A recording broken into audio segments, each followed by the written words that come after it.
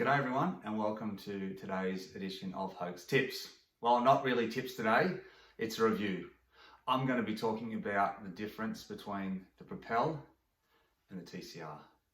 This is something that I've had many discussions over coffee with many people.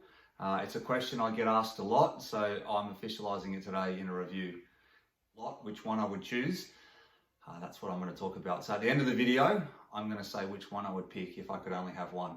Controversial topic because it's always subjective and it's always into a personal opinion of what someone prefers, the way it looks, the way it handles, and different characteristics. So firstly, just talk about what I've done and the experience I've had with the Propel and the TCR. This is actually my second Propel. I had a Propel some years ago with a rim brake version. I've now got the SL1 with Ultegra ISP Advanced, and I've also got the TCR Advanced SL0. Both have Shimano.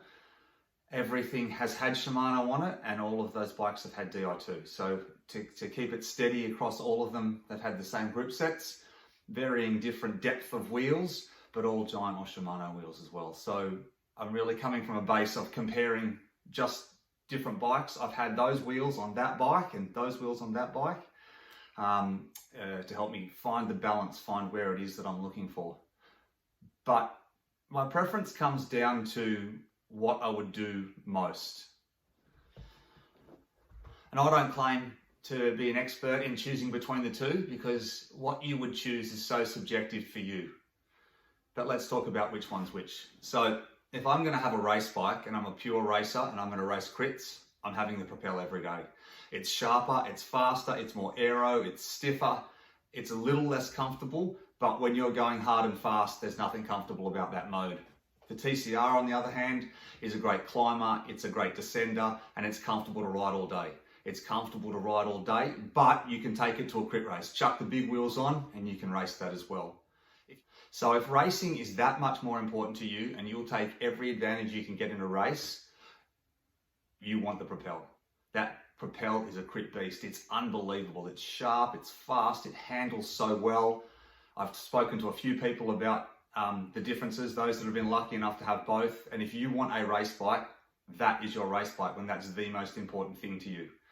On the other hand, if you're going out for long days in the saddle, you want to climb, you want to descend, and you still want to race, the TCR will do everything you need it to. The one thing I forgot to mention so far is the weight. Of course, the TCR is a tiny bit lighter. But if you're a weight weenie and you're after the best climbing bike, you're going to take a rim brake TCR. And that opens up a whole nother discussion about disc brake versus rim brake. So maybe next time. For now, we're choosing between these two. So I guess the big decision is, which one would you have if you could only have one?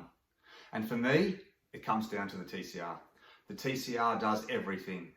I can race it, I can climb it, I can descend it, I can go for long days in the saddle and it's more comfortable.